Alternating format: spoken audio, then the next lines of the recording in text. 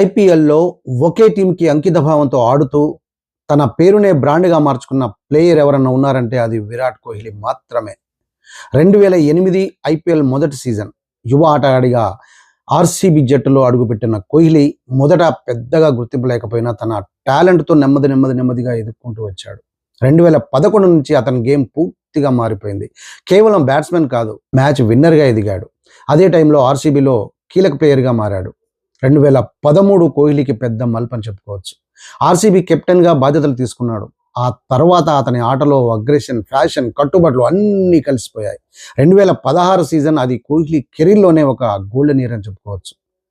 ఒక్క సీజన్లోనే 973 రన్స్, 4 సెంచరీలు. ఇది ఐపీఎల్ హిస్టరీలోనే ఒక రికార్డ్. ఆ సీజన్లో కోహ్లీని ఆపడం ఎవరికీ సాధ్యం కాలేదు. కోహ్లీ మాత్రం ప్రతి సీజన్లో తన బెస్ట్ ఇచ్చాడు. అతడు ఒక టీంకి ఆడిన ప్లేయర్గా కూడా ప్రత్యేక గుర్తింపు పొందాడు.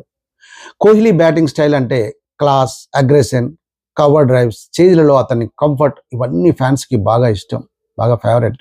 అంతేకాదు ఐపీఎల్లో అత్యధిక రన్స్ చేసిన ప్లేయర్గా కూడా కోహ్లీ రికార్డుల మీద రికార్డులు సృష్టించాడు. కన్సిస్టెన్సీ అంటే ఏమిటో కూడా చూపించిన ఆటగాడు ఎవరైనా ఉన్నారంటే అది ఓన్లీ కోహ్లీ మాత్రమే. ఇటీవల సీజన్లో కూడా అతను అదే ఎనర్జీతో, అదే ఫిట్నెస్తో యువ ప్లేయర్లకి ఇన్స్పిరేషన్గా నిలుస్తూ వస్తున్నాడు. కోహ్లీ అంటే కేవలం రన్స్ కాదు, ఒక బ్రాండ్, ఒక లెజెండ్. సో అలాంటి కోహ్లీ గారి గురించి ఈ వీడియో మీకు నచ్చినట్లయితే కామెంట్ చేయండి.